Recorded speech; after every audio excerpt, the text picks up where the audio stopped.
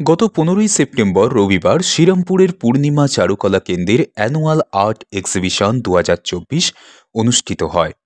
শ্রীরামপুরের দেবাড়ি দুর্গা দালানে এই অনুষ্ঠানটি অনুষ্ঠিত হয়। পূর্ণিমা চারুকলা কেন্দ্রের ছাত্রছাত্রীদের হাতে আঁকা ছবি এই আর্ট এক্সিবিশনে তুলে ধরা হয়। এদিনের অনুষ্ঠানে শুধুমাত্র ছবি প্রদর্শন নয়, পাশাপাশি নাচ, গান ও আবৃত্তিও পরিবেশন করা হয়।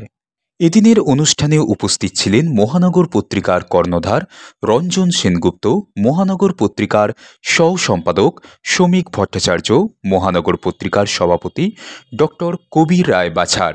উপস্থিত ছিলেন টেক্সটাইল ডিজাইনার এবং ফটোগ্রাফার শোভেন পাইক, ফ্যাশন ডিজাইনার ছবি মণ্ডল, শিক্ষক কাজল নন্দী। অনুষ্ঠানের বিশেষ আকর্ষণ ছিল 3 বছর 8 মাসের একটি বাচ্চার হাতে আঁকা ছবি জাস্টিস ফর আরজি কর। খুব ভালো লাগছে, বাচ্চাগুলো ছোট ছোট বাচ্চা পারফরমেন্স করছে এখানে। সম্পাদি এরকম একটা অনুষ্ঠান করেছে, সত্যি অনেকদিন পরে, করোনার জন্য অনেকদিন বন্ধ থাকার পরে এতদিন পরে আবার একটা অনুষ্ঠান হচ্ছে, খুবই ভালো লাগছে। ছোট ছোট বাচ্চারা নাচ করছে, গান করছে, আবৃত্তি করছে, খুব সুন্দর হয়েছে প্রোগ্রাম। তুমি আজকে কি এখানে তোমার ভূমিকাটা কি? আমি এখানে অ্যাঙ্কারিং করছি আজকে। বাচ্চাগুলোর কে কি করছে সেটাই দেখাশোনা করছি, এটাই আমার ভূমিকা আজকে। তোমার নাম?